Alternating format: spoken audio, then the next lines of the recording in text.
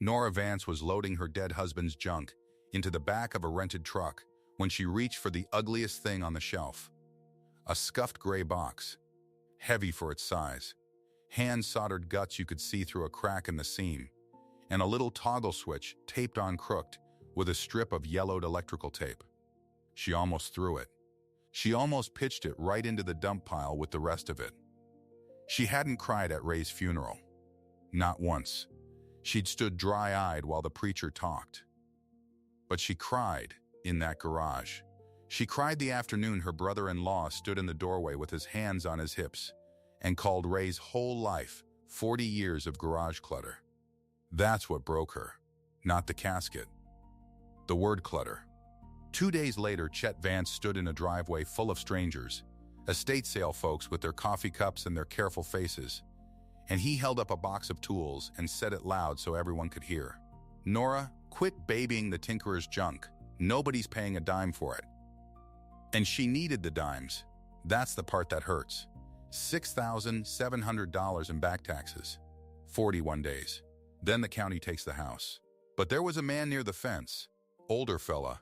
Museum lanyard around his neck. There for a different lot entirely.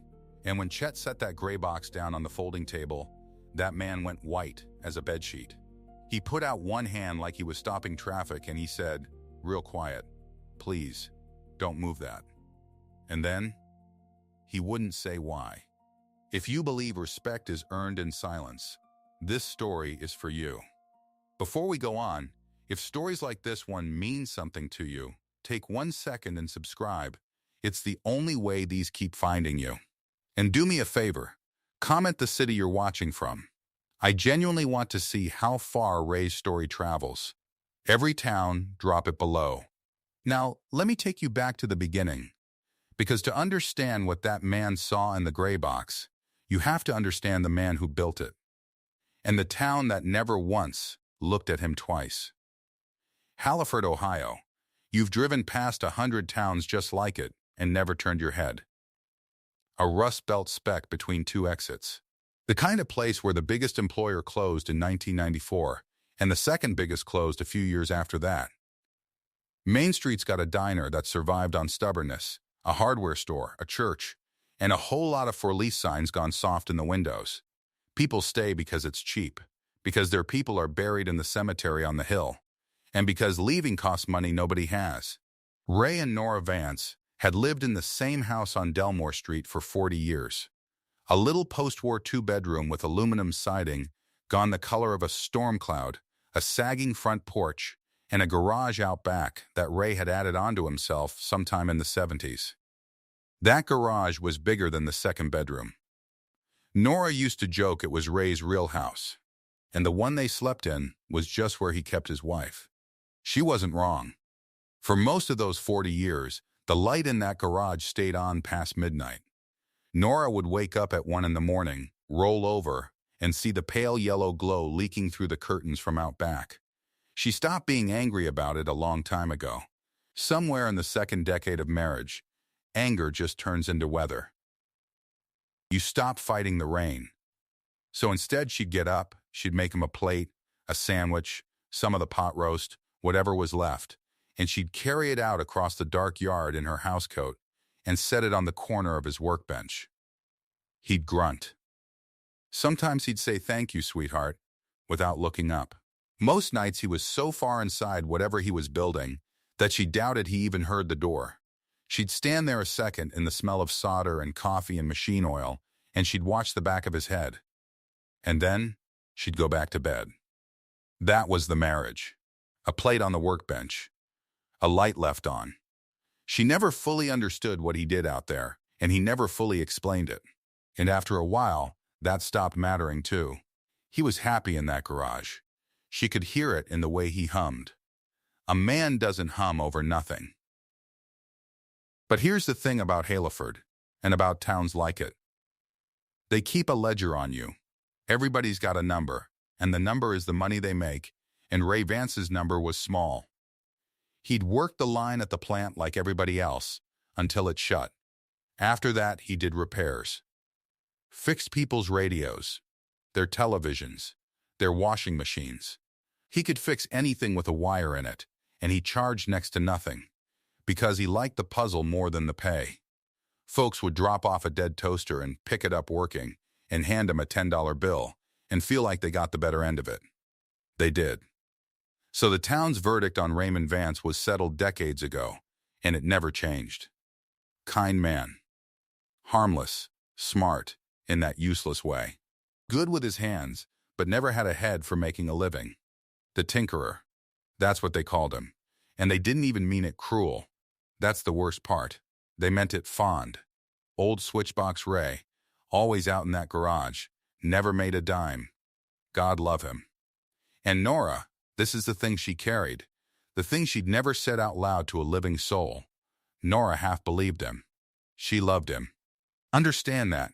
She loved that man with everything she had. But somewhere down deep, in the part of you that soaks up what a whole town says about your husband for 40 years, she'd come to believe it too. That Ray was a sweet, brilliant, impractical man who'd wasted his gift on hobbies. That all those midnight hours had produced nothing but junk and joy.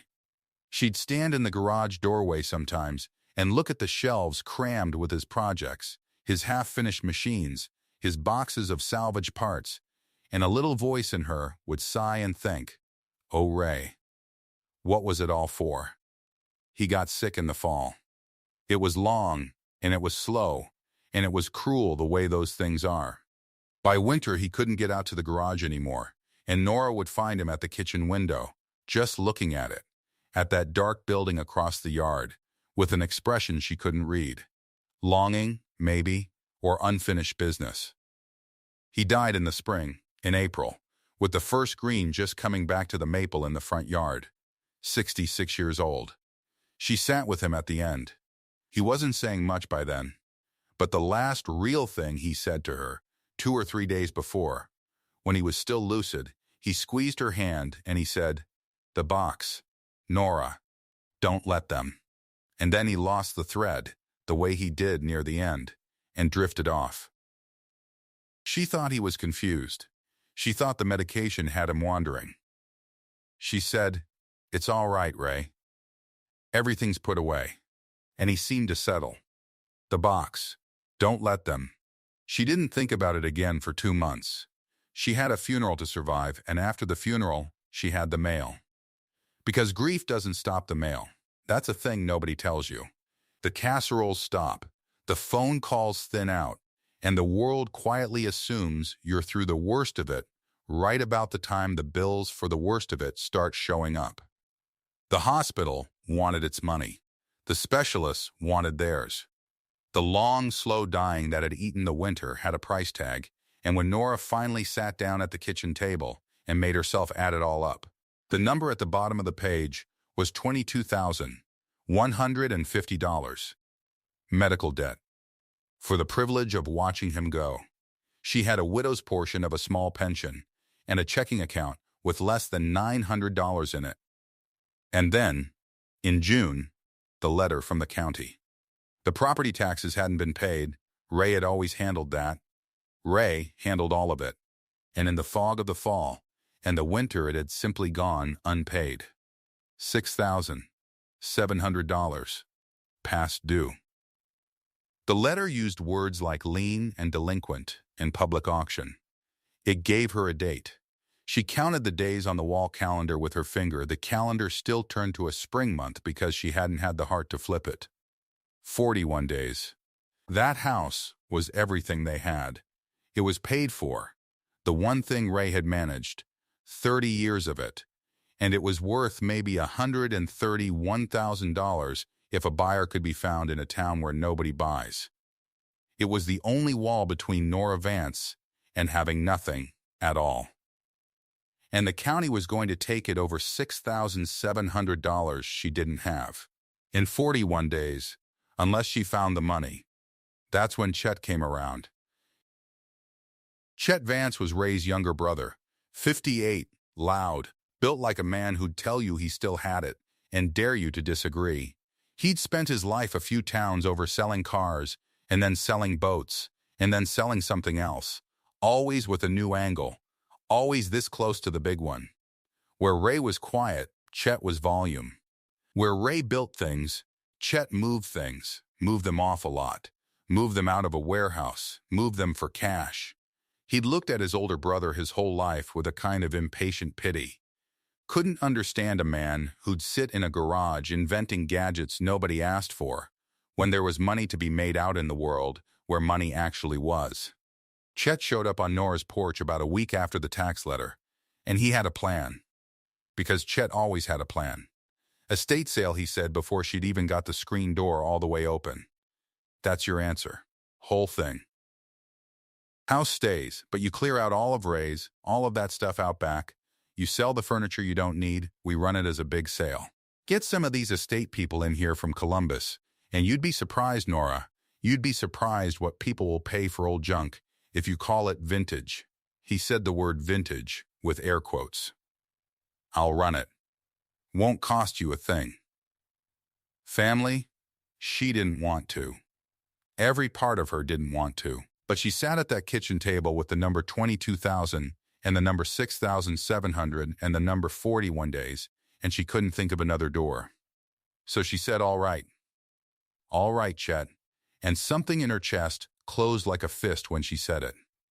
They set the date for a Saturday. Chet came the Thursday before to get it organized, which meant to start hauling Ray's life out into the yard and pricing it with a fat black marker. Nora couldn't watch. She stayed in the kitchen with the radio on and let him work, and every so often she'd hear his voice carry across the yard, talking to himself, laughing at something. Oh, would you look at this? She heard him say. Man kept everything. By Thursday evening, she made herself go out there. She owed Ray that much, she thought. She couldn't let strangers be the only ones to touch his things. The garage in the low evening light was almost more than she could stand. 40 years of him were in there. The pegboard with the outline of every tool drawn around it in marker, so he'd know if one went missing.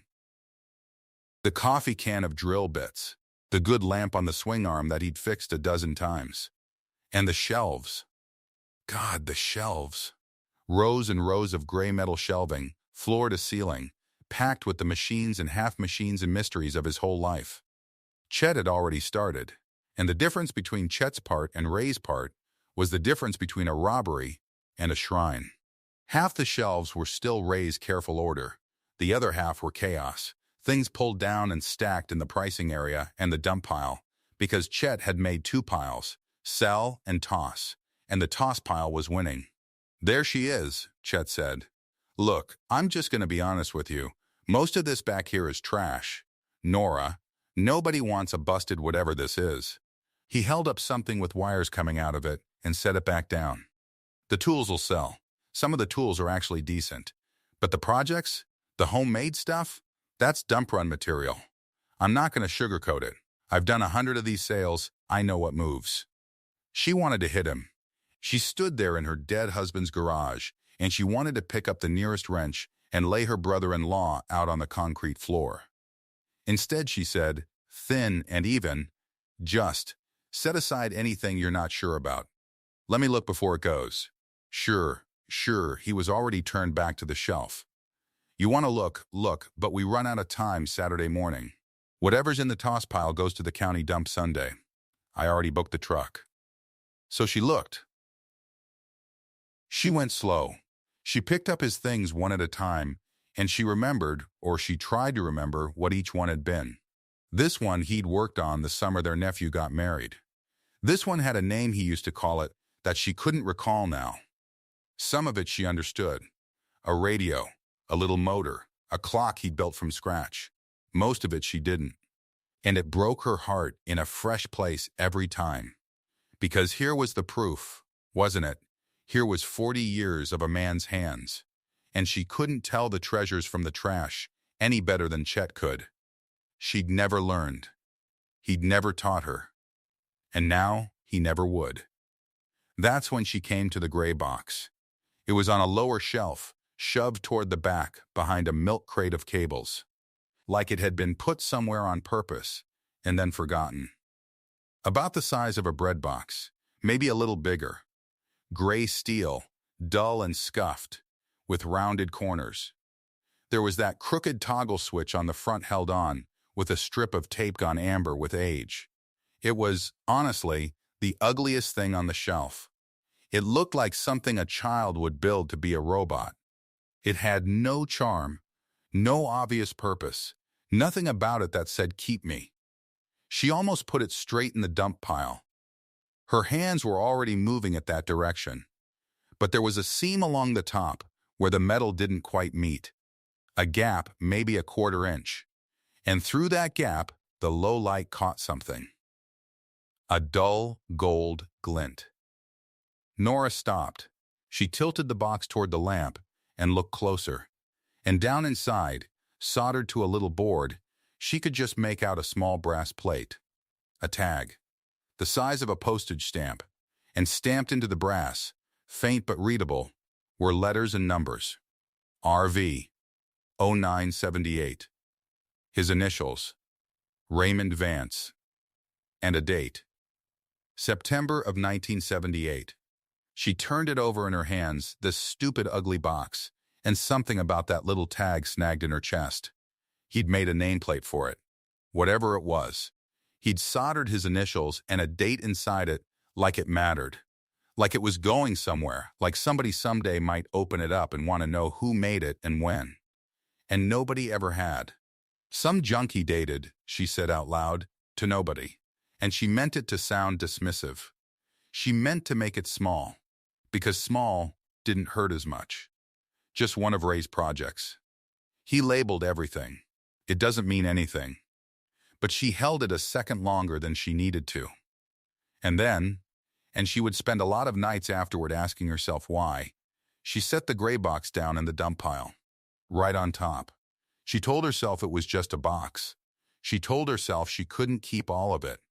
Couldn't keep any of it, really, not with the county coming. And she had to be practical. She had to be like Chet for once in her life, and just let go. The box. Nora, don't let them. She didn't remember him saying it. It was gone under 2 months of grief and mail. So she set the box in the toss pile, and she turned off the good lamp, and she went inside to a house that was too quiet, and she did not sleep. Saturday came bright and warm. Chet had signs out on the county road by 7. By 8, the strangers were coming. The estate sale regulars in their sun hats with their canvas totes, the pickers, the flippers, the bored couples out for something to do. They came up the driveway, and they spread across the yard, and they put their hands on everything. That's a thing Nora hadn't braced for. The hands. Strangers pawing through Ray's tools, holding his things up to the light, turning them over, making faces, setting them down wrong. A man in a golf shirt picked up Ray's good screwdriver set and worked the ratchet back and forth like he was testing a gun, and said to his wife, cheap steel. It wasn't. Ray had loved those. Nora stood on the porch with a coffee she wasn't drinking and watched her husband get appraised by people who'd never known his name, and she understood for the first time what an estate sale actually is. It's the town coming to pick over what's left of you. It's the ledger come to collect. Chet was in his glory. He worked that yard like the auctioneer he'd always wanted to be, up and down the tables. That's a real find right there. Ma'am, solid brass, make me an offer. Everything's negotiable today. Everything must go. He was good at it. She had to give him that. He got money out of people. By 10 o'clock, the cash box had actual money in it, and Nora let herself feel. For one dangerous minute, a flicker of something like hope. Maybe this was going to work. Maybe there'd be enough. Then Chet got to the dump pile. He'd hauled it out to the edge of the driveway to keep it separate, all the stuff bound for the county dump the next morning, and a couple of the pickers had been drifting over to it, because pickers always drift to the free-looking stuff. Chet decided to make it a bit. He was feeling loose, feeling the crowd, and he climbed up on the tailgate of the truck and started holding things up over his head like a carnival barker, playing the toss pile for laughs. All right, we got the reject bin over here, folks. Everything in this pile my late brother built with his own 2 hands, and I mean, that's the problem. And people laughed, the easy, cruel laughter of strangers, and Nora's coffee went cold in her hand. Genuine Ray Vance originals. Man was a genius. Ask anybody. Ask anybody in this town. They'll tell you. Genius. And he tapped his temple and rolled his eyes and got another laugh. Never made a nickel, but boy, could he build you something nobody needs. And then he reached down into the pile, and he came up with the gray box. He held it up over his head in the June sun. That scuffed gray steel that taped on switch, the ugliest thing on the shelf. Now this one, Chet said, delighted, this is the crown jewel. I don't even know what the hell this is. Anybody know what this is? No? Ray knew. I guarantee you, Ray spent about 900 hours of his life on this right here. He gave it a shake. Something inside rattled, and Nora flinched like he'd shaken a baby. Who'll give me $5 for the tinkerer's clutter? $5. Come on. Somebody take it off my hands. I'll take 5. I'll take 3. I'll take a firm handshake, the crowd chuckled.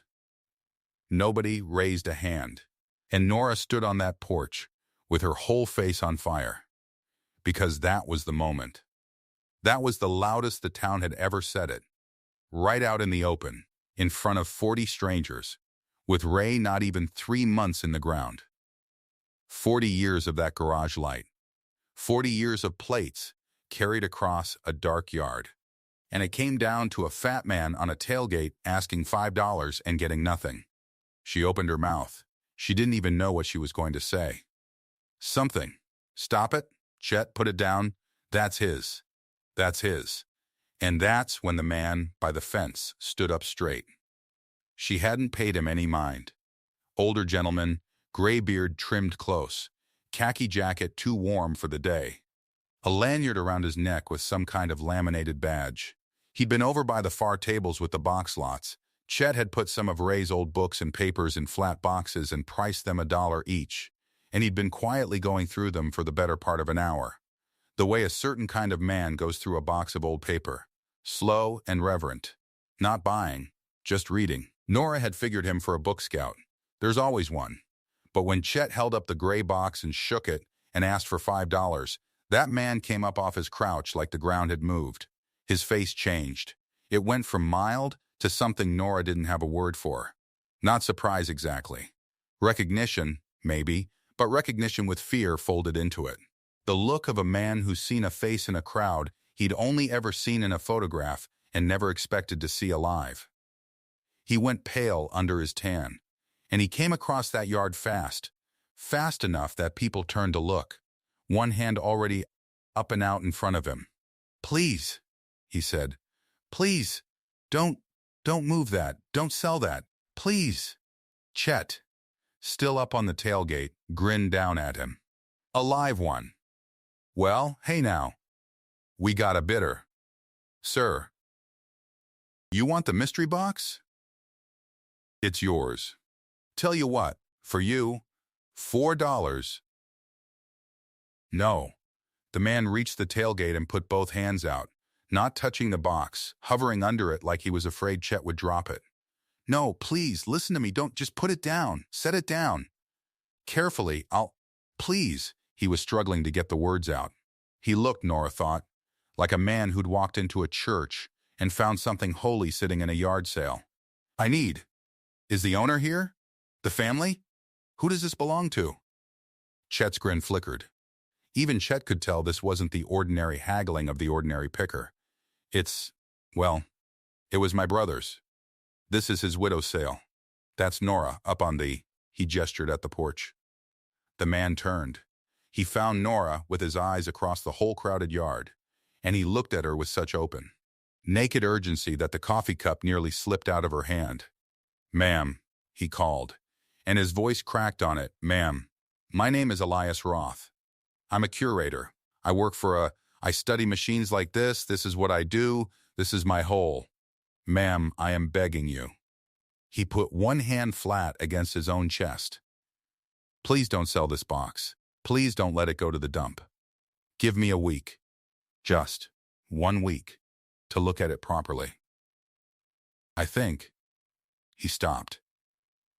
He looked down at the gray box in Chet's hands, and he seemed to lose his nerve, or find caution, some professional caution clamping down over the thing that had just burst out of him. He swallowed. When he spoke again, it was quieter, more careful, like a man walking back from a ledge. "I think this might be very important," he said, "and I would truly hate, for it to be thrown away before anyone found out." The yard had gone quiet around him. Even the pickers had stopped picking. Chet stood on his tailgate, holding the ugliest box in Haleford, looking from the pale, desperate stranger to his brother's widow up on the porch. And for once in his life, Chet Vance did not have one single thing to say. And Nora came down off that porch on legs that didn't feel like hers. She crossed the yard through the parted crowd. She reached up and took the gray box out of Chet's hands, and it was heavier than she remembered, and warm from the sun, and she held it against her chest the way you'd hold something living. She looked at this man Roth, this stranger with the shaking hands and the wet eyes, and she heard her own voice come out of her steadier than she felt. "What is it?" she said. "What did my husband make?" Roth opened his mouth, and then he closed it. And what he did next she would remember for the rest of her life, because he didn't answer her. Instead, he reached out, slow, asking with his eyes first, and he laid 2 fingertips very lightly on the top seam of the box, on that 1/4-inch gap where the metal didn't quite meet, the way you'd touch a relic, the way you'd touch a stone in a cathedral. And he said, almost to himself, in a voice gone thick, "May I see the inside? Please, I need to see there should be a mark. Inside, there should be initials. And a date." Nora's whole body went cold, because she hadn't told him about the tag. Nobody had. That little brass plate was soldered down inside a box that had been shut for God knew how many years, buried on a back shelf, then dumped in the reject pile that morning. There was no way on earth this stranger could know it was there, unless he already knew what the box was, unless he'd been looking for it. "How do you know that?" she whispered. "How do you know there's a mark inside?" And Elias Roth looked at her, and his careful curator's face broke open all over again, and he said the thing that turned Nora Vance's whole grieving world on its axis. He said, "Because I've been looking at a photograph of it for 11 years. He said it quietly, said it the way you say something you've rehearsed so many times it stops sounding real. And then suddenly it is real, and the word wait comes back all at once. He reached into the chest pocket of his jacket and drew out a folded piece of paper, not a printout, not a scan, but an actual photograph, old and handled soft at the folds, and he opened it and held it up between 2 fingers. It was a black and white image of the interior of a machine, taken from above, angled down into an open case, the way you'd document evidence. The solder joints, the hand-laid wire runs, the small components mounted with a precision that had nothing casual about it. And in the lower right corner of the photograph, just at the edge of the frame, a small bright rectangle. A tag. Too small to read the lettering clearly, but you could see the shape of it, the proportions, the way it sat low and square and flush against the wall of the chassis, as though whoever put it there had meant it as a signature, not a label. Nora looked at the photograph. She looked at the box in her arms. She thought about Ray at 2 in the morning with the light on and a plate getting cold on the edge of the workbench, and she pressed her lips together until she could trust them. "Where did you get that?" she said. "Our archive." Roth folded the photograph back along its old creases. "Careful. The Ashby Institute holds the personal papers of an engineer, a man who spent 30 years trying to document the history of early personal computing before the corporations could finish writing it their own way. He corresponded with independent builders all through the late 70s, sent letters, asked questions, collected photographs when he could get them." A pause. He received one letter from a Raymond Vance of Haleford, Ohio, in October of 1978. One letter, one photograph enclosed. The letter described a working prototype. The photograph was this. He tapped the folded paper against his palm once, twice. The man who collected it died in 1994 with a note in his files that read, "Find the Haleford machine. Verify the date. Find out what happened to it." Another pause. Heavier. "I've been the keeper of that file for 11 years. The machine was always listed as unverified, possibly lost, possibly never as described. The yard was so quiet Nora could hear a truck idling 2 streets over. She was aware of Chet somewhere behind her right shoulder. She did not look at him. She was aware of the woman with the ceramic rooster still standing at the end of the driveway, with it hugged to her front, apparently having forgotten she'd paid $3 for it and could leave. She was aware of the young couple by the folding tables, the man with his hand pressed flat over his mouth, the woman holding his arm. She looked down at the gray box. RV 0978. September 1978. Ray had been 26 years old. They'd been married 2 years. She remembered that fall, the way he'd come to bed some nights still smelling of solder flux and something electric, the way he'd said once, in the dark, "I think I've got something, Nor. I think this might be something real." She had kissed his shoulder and said, "I know, Ray." She hadn't known. She just loved him. "What do you need?" she said, her voice barely there. "What do you need from me to find out if it's what you think it is?" Roth looked at her steadily.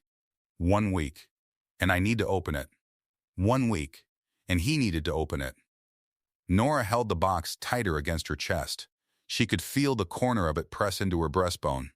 She looked past Roth at the tables, at the strangers who had stopped pretending not to listen, and she said the only thing she was sure of.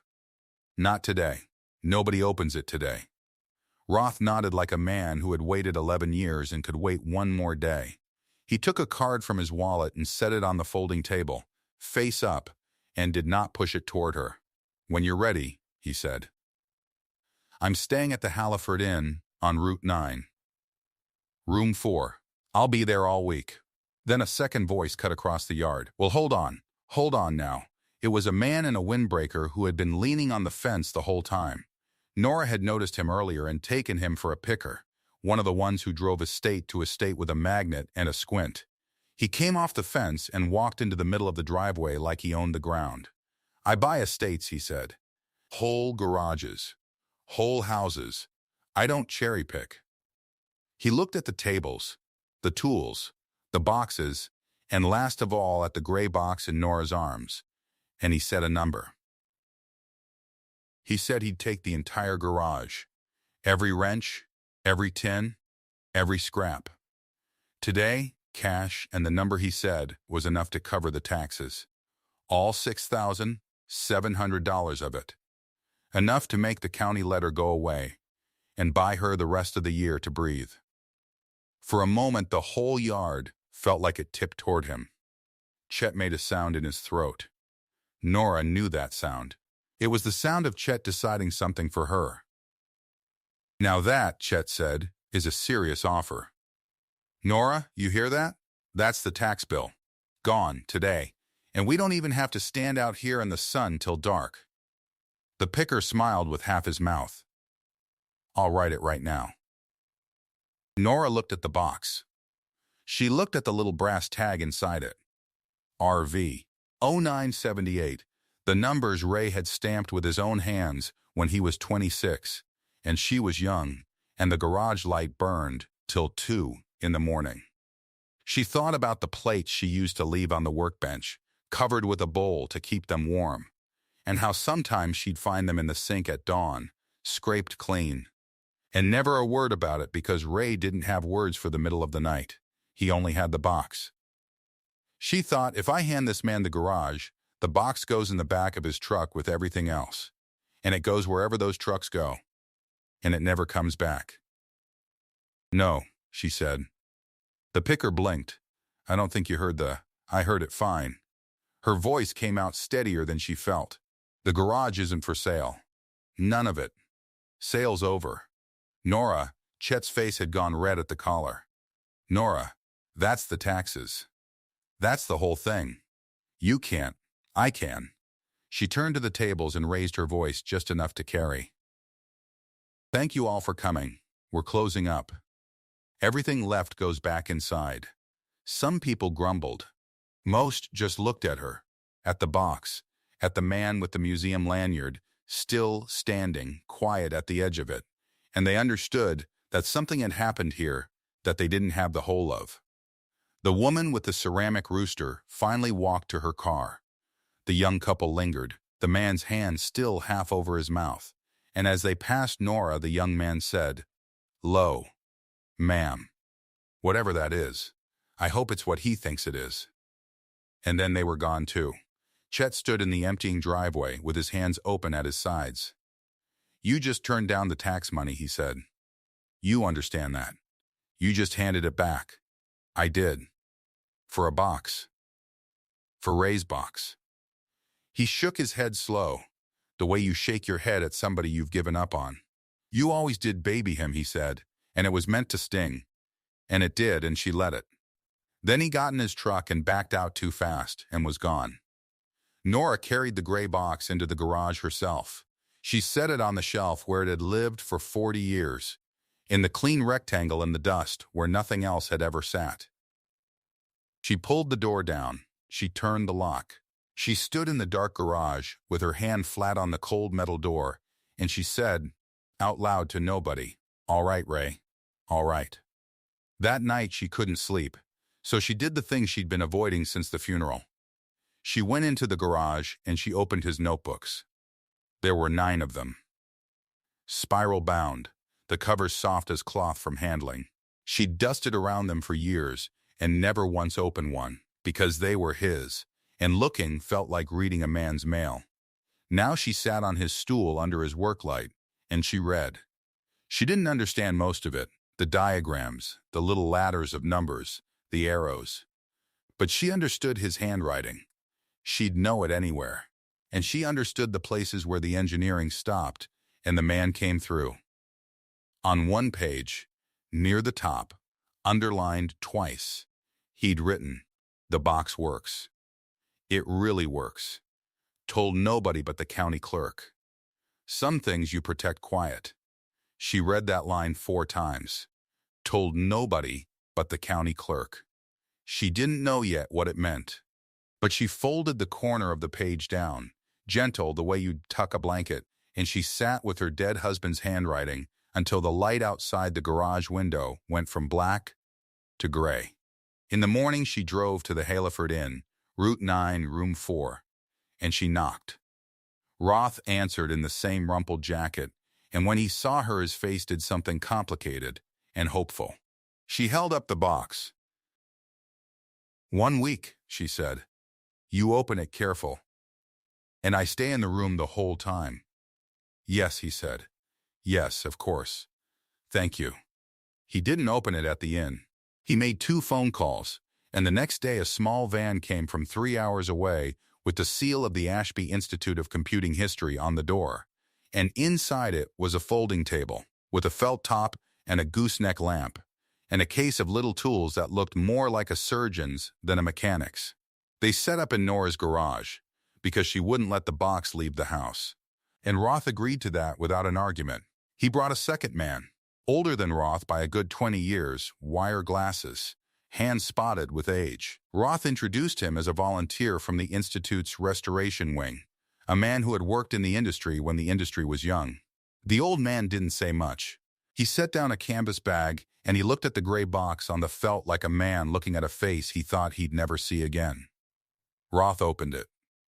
He took the tape switch off first, careful, peeling the old brittle tape back a 1/4 inch at a time. Then the 4 screws at the corners. Each one dropped into its own little dish, so none got lost. Then the lid lifted, and the guts of Ray's box came up into the lamplight. Nora had seen the inside once or twice over the years, glancing, the way you glance at a thing you don't understand. She'd never really looked. She looked now, because both men had gone completely still. It was a mess of hand-soldered joints and salvaged parts. Wire the color of old candy. Little towers of components stood up off a board Ray had cut and drilled himself. She could see the drill marks, slightly off-center, human, and down in the corner, soldered flat to the board, the small brass tag. RV 0978. The old man leaned in. He didn't touch. He put his hands behind his back like a schoolboy so he wouldn't touch, and he looked at the pattern of the solder. The way the joints ran, the little loop Ray had made where a wire crossed over itself. And the old man said, very quietly, almost to himself, "Switchbox Ray." Roth turned his head fast. "What did you say?" The old man straightened up. His eyes were wet behind the wire glasses. "That's Switchbox Ray's work. Look at the crossover loop. Nobody else did it like that. We used to talk about him, a fellow out in Ohio somewhere. Self-taught, built a whole machine in a garage, and then just went quiet. Vanished off the letters. Half of us thought somebody made him up. A story you tell the young ones." He looked at Nora, and his voice went soft. "You were married to Switchbox Ray?" Nora's throat closed. "His name was Raymond," she said. "Raymond Vance. People here called him the Tinkerer." The old man shook his head slowly. "No, ma'am," he said. "People here didn't know what they had." Roth worked for 3 days. Nora sat in a lawn chair in the corner of the garage and watched and made coffee and mostly stayed quiet. And slowly the story came together in pieces, out loud, in the careful way Roth talked when he was thinking. The box was a computer, not a calculator, not a radio, not a gadget. A personal computer. A whole small machine built to do the kind of work that, back then, filled a room and cost more than a house. Ray had built one you could set on a kitchen table. By hand. From salvage. In 1978. "Do you understand what that is?" Roth said to her on the second day. Not really a question. His voice unsteady. "Do you understand how few people in the entire world were even trying this early? And of the ones who were, they were funded. They were teams. They had labs." He looked at the drill marks, the off-center holes. "This is one man. In a garage. With a soldering iron and whatever he could scrounge. He worked at the plant," Nora said. "Days, this was nights." Roth put his hand over his mouth for a second. "Nights," he repeated. On the third day he found the date. And the date was the thing that changed everything. There was a company. Roth said its name like it was heavy in his mouth. Meridian Micro. In the early 80s, they'd shipped a machine called the Meridian Personal Terminal, and it had made them, and it had made a piece of the history books. And for 40 years, the story went that the terminal was one of the first of its kind, and Meridian one of the pioneers. Every student of the field knew the terminal. Roth had walked past one in a glass case 1,000 times. The architecture of Ray's box, the way it was laid out, the choices Ray had made about how it moved information around inside itself, matched the Meridian terminal. Not copied, the other way around. Ray's box did it first, and did it simpler, and did it a different way that the terminal later cleaned up and sold. "How much first?" Nora said. Roth checked the brass tag. He checked the notebook she'd let him photograph. He did the arithmetic twice. 14 months, he said. "Your husband's machine predates the Meridian Personal Terminal by 14 months. Nora sat with that. 14 months. More than a year. Ray, at his workbench, with his plate going cold under the bowl, more than a year before the company that got the credit had a thing to sell. A date on a homemade tag, she said slowly, isn't proof. Chet would say Ray stamped it whenever he liked." Roth looked at her, and for the first time a small, tired smile touched his face. "That's exactly what they'll say," he said. "That's exactly what a good skeptic should say. Which is why I need to know where that line in the notebook goes. The one you showed me. Told nobody but the county clerk." So they drove to the county building together, Nora and Roth, and Nora asked the clerk, an unimpressed woman near retirement, whether there was any way on God's earth to find something a man might have filed in the fall of 1978. There was. It took most of an afternoon and a trip down to a records room that smelled like wet paper. But Raymond Vance had walked into that same building in October of 1978, 26 years old, in his work clothes, probably straight off a shift, and he had filed a sworn, dated witness description of his machine. A notarized statement. Diagrams. The date. His signature, and the notary stamp, and 2 witnesses whose names meant nothing now, but whose signatures were 40 years old and real. He'd protected himself, once quietly, and then he'd never told a living soul, not even his wife, because that was Ray, because some things you protect quiet. Roth held the notarized page in both hands like it might come apart, and Nora watched a grown man's eyes fill up over a piece of county paper. "This is the thing," he said, his voice cracking. "Do you see? A homemade tag they can wave away. But this is the state of Ohio, on the record, in 1978, saying your husband described this machine before anyone had heard of meridians. This is priority. This is a date nobody can argue with." He set it down like it was made of glass. "Mrs. Vance, your husband didn't just build it first. He proved he built it first, and then he put the proof in a drawer and let the world call him a tinkerer for 40 years. Why?" Nora said. "It came out small. Why would he do that? Why wouldn't he fight?" Roth didn't answer right away. And then, on the fourth day, in the bottom of Ray's toolbox, under a tray of drill bits gone dull, folded into a square and soft with age, they found out why. It was a letter. Company letterhead across the top, Meridian Micro, an address in a city 3 states away, a date in 1980. Nora unfolded it herself. Roth wouldn't touch it until she'd read it first. It was an offer. Politely worded, the way a thing is polite when it's cutting your throat. They'd seen Ray's work. Somebody had shown somebody. They wanted to buy it, the design, the notes, all of it, for a flat sum, one payment, and in exchange Raymond Vance would agree that the work was theirs. His name off it. His silence bought and paid. And there, in the margin, in Ray's own hand, in pencil, pressed so hard the pencil had nearly torn the paper. 3 words. Not for sale.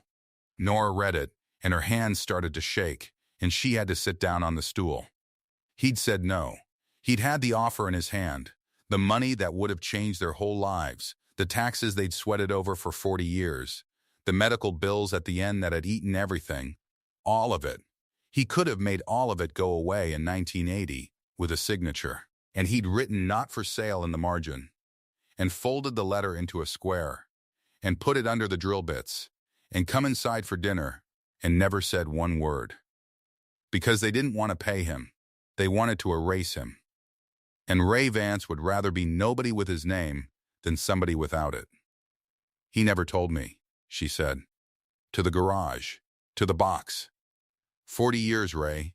You never told me." Roth stood very still by the felt table. "Mrs. Vance," he said gently. I think he thought he'd already lost. I think he filed the paper in 78 to be safe. And when Meridian came and took it anyway, and put it on shelves, and there was nothing one machinist in Ohio could do against a company, I think he decided the record was there, if the world ever wanted it. And the world didn't want it. Not in his lifetime. He looked at her. It wants it now. Word had gotten around Haleford, the way it does in a town that size. First it was the picker, telling somebody at the diner about the widow who turned down cash for a garage. Then it was somebody who'd been at the sale, saying there was a museum man, saying he'd gone white as a sheet over an old gray box. Then it was Chet. Chet came back on the 5th day. He came up the driveway with his chest out and a folder under his arm, and Nora knew before he opened his mouth that somebody had told him there was money in it now. "Nora," he said, "we need to talk. Family to family. Do we? I've been asking around." He tapped the folder. "That box. If it's worth what people are saying, that's not just yours. That's the family's. That's Ray's estate, and I'm Ray's brother, and I ran the whole sale, and there's such a thing as what's fair." He'd rehearsed it. She could hear the rehearsal in it. "Now I know a fella who'll cut a check today. Quiet, no museum, no fuss, and we split it clean down the middle, and everybody walks away happy." Behind him, at the end of the driveway, a second car had pulled up. A man got out. Sharp coat, clipboard, the kind of confident that's practiced in a mirror. He came up the drive uninvited and looked at the garage door like he could see through it. "This the machine?" he said. I'll be straight with you. I've seen 100 of these garage finds. 99 of them are junk somebody's dressed up with a story. Homemade tag, homemade date, means nothing. I'll give you a fair price to take the risk off your hands, but let's not pretend it's authenticated, because it isn't. And once these museum types start poking, they'll find a reason it's a fake, and you'll be left holding a box worth $5. He smiled. I'm doing you a favor telling you that. And for one bad moment, standing in her own driveway between her husband's brother and a stranger with a clipboard, Nora felt the whole thing start to slide backward. She felt the old story reach up out of the ground to take Ray again. The tinkerer, the junk, the man who never amounted to anything. And this time it would be sealed. Because if they doubted the box now, it would stay doubted forever. And Ray would die a second time and stay dead. Roth came out of the garage. He was not a big man, and he was not a loud one. But he walked down that driveway with the notarized 1978 page in a clear sleeve in one hand and the folded Meridian letter in another sleeve in the other. And he stopped in front of the man with the clipboard, and he said, "You want to talk about authentication? Let's talk about authentication." He held up the county page. State of Ohio. October 1978, notarized, witnessed, sworn description of this exact machine. On file in the courthouse, 6 blocks from where you're standing. You're welcome to go read the original this afternoon. He held up the letter. Meridian Micro, 1980, their own letterhead, offering to buy this design and take his name off it, in their words. Which means the company you all learned about in school knew there was a man in Ohio who did it first, and they didn't dispute him, they tried to buy him. He let that sit. So no, it isn't a garage find with a dressed-up story. It's the most documented priority claim I have handled in 30 years, and I am going to authenticate it in public. On the record, where you and everyone else can watch, and there won't be a thing left to doubt. The man with the clipboard looked at the 2 sleeves. Whatever he wasn't stupid. He clicked his pen once, twice, and he said, "Well, if it authenticates," in a much smaller voice. And he left his card on the fence and got in his car and drove off. And Nora never heard from him again. Though later, much later, he would call the house twice, and she would not call him back. That left Chet. Chet was still standing there with his folder, and the wind had gone out of him. He looked at Roth, and he looked at the 2 old papers in their sleeves, and he looked at his brother's box up in the dark garage, and something moved across his face that Nora had never seen there. It might have been shame. It was hard to tell on Chet. "I didn't know," he said. Not to her exactly, to the driveway. "How was I supposed to know?" "You weren't," Nora said. "None of you were. That was his fault and his choice." She looked at him steady. "But you held it up in front of 40 people and asked $5 for it, Chet. You didn't have to do that part."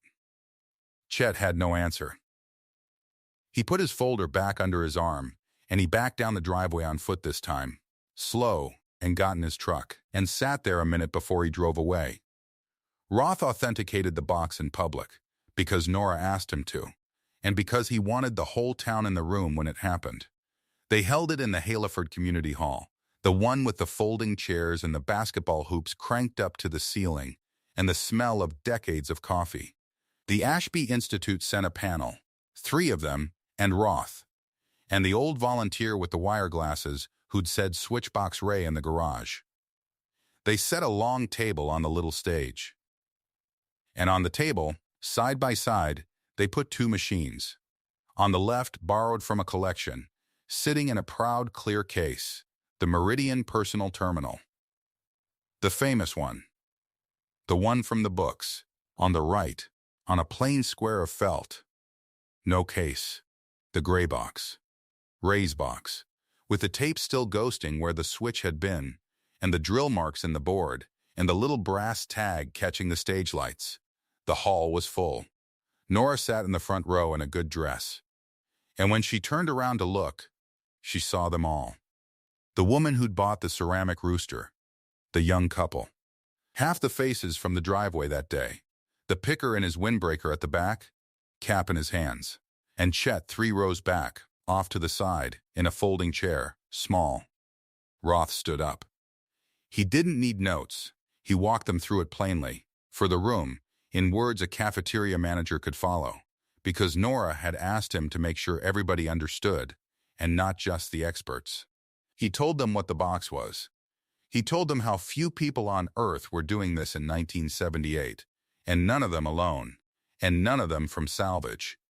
He held up the enlarged photograph, the same handled black and white photograph he'd carried in his jacket pocket for 11 years, and he showed the room the solder pattern in it. And then he lifted the real box and showed them the same pattern in the metal, and the room made a sound, a low sound, like a held breath letting go. Then he picked up the county page. In October of 1978, Roth said, a 26-year-old machinist named Ray Vance walked into your courthouse, 6 blocks from here, and swore out a notarized description of this machine. Witnessed, stamped, dated, he held it high enough for the back row. This is not my opinion. This is the public record of the county you live in. Then he picked up the letter. In 1980, he said, and his voice dropped, and the whole hall leaned in, the Meridian Micro Corporation wrote to Ray Vance and offered to buy this design and remove his name from it. Their letterhead. Their words. 14 months before their celebrated terminal, the machine in that case, the machine in the textbooks, reached a single shelf. He set the letter down gently on the felt beside the box, which means they knew. They knew there was a man in Ohio who built it first, and rather than credit him, they tried to purchase his silence. And when he wrote not for sale in the margin and refused them, they simply took the story anyway, because he was one man in a garage and they were a company, and the world believes companies. Nobody in the hall moved.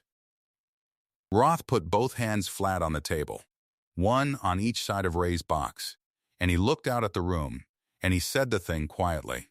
So quietly that later people would disagree about the exact words, but never about how it felt. For 40 years, he said, the world credited the wrong company. This man built it first. In a garage, at night, after his shift, and he asked no one for the honor. The hall did not applaud. That was the thing Nora remembered after. There was no clapping, no cheer. It was better than that. The room went silent the way a church goes silent, and it stayed silent. And that silence was the most respect Ray Vance had ever been paid in one place at one time, and he wasn't there to hear it. And Nora heard it for him. The old volunteer stepped forward then, and without a word, reached down and threw the tape switch. And the gray box, 47 years old, hand-soldered by a dead man, powered on. A small light came up. It held. The old man stood at attention beside it, spine straight as a soldier's, and did not sit back down.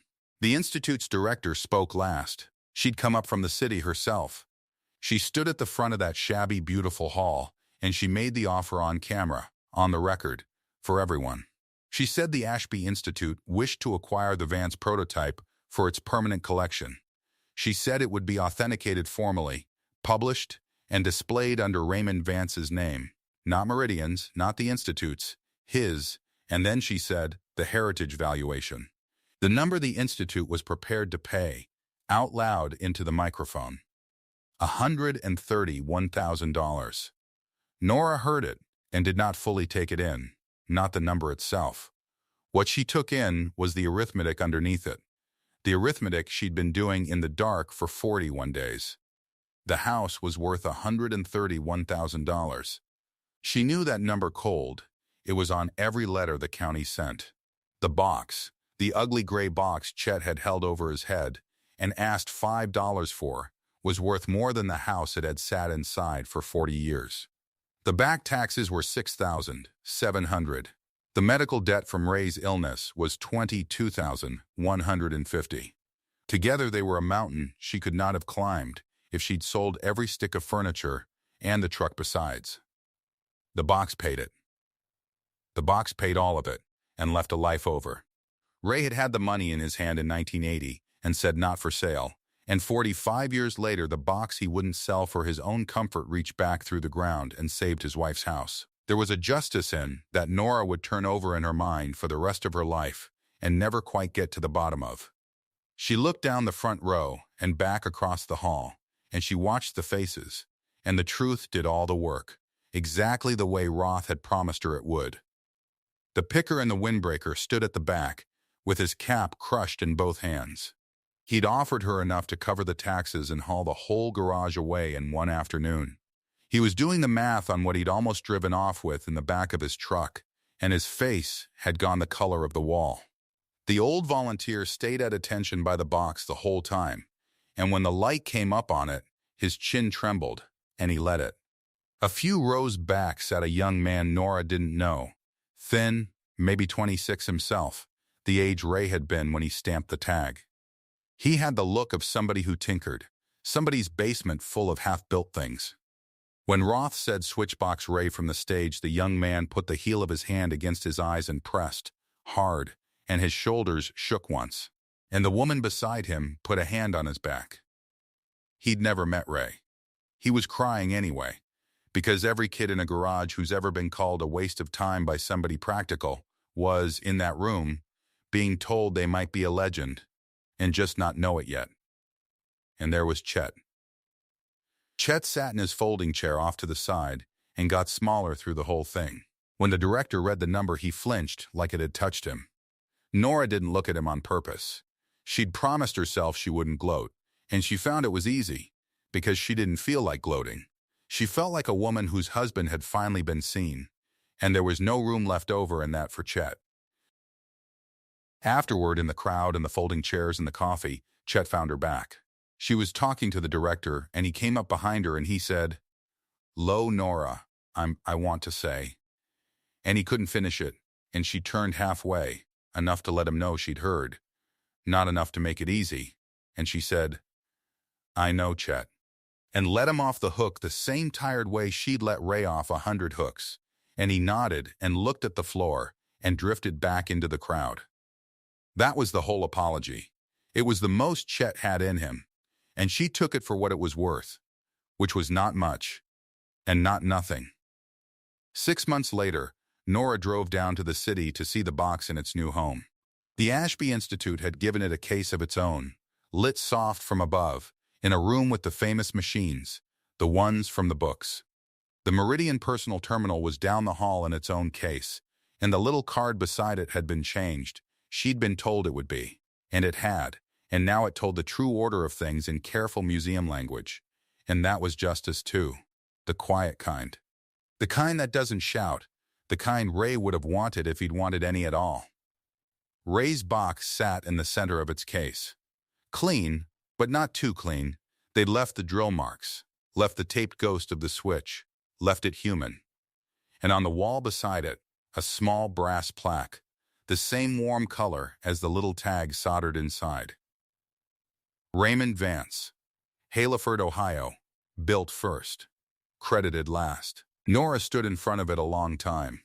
A group of schoolchildren came through, and a docent told them the story, the widow, the garage, the $5 box. And one little boy said that's not fair in the loud, flat way children say true things.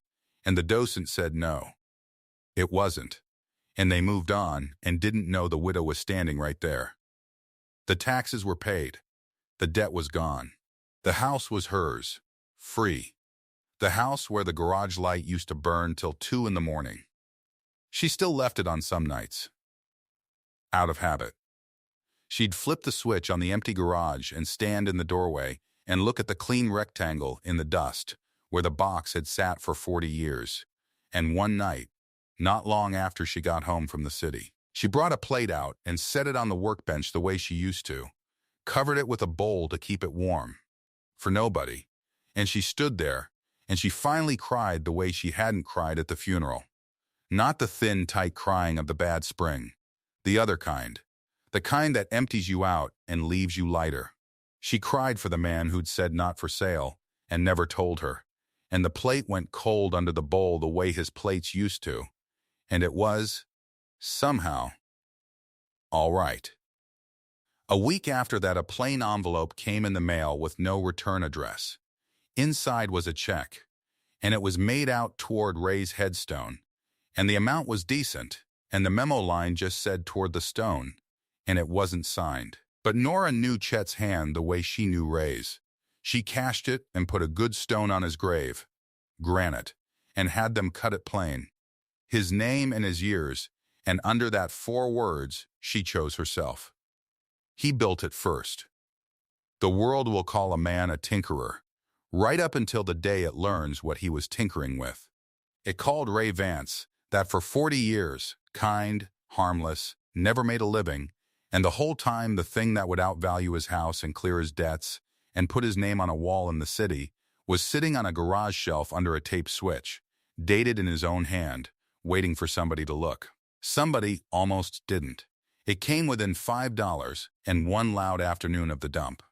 So the next time you pass a quiet man's life's work and somebody practical tells you it's just clutter, look a little longer before you let it go.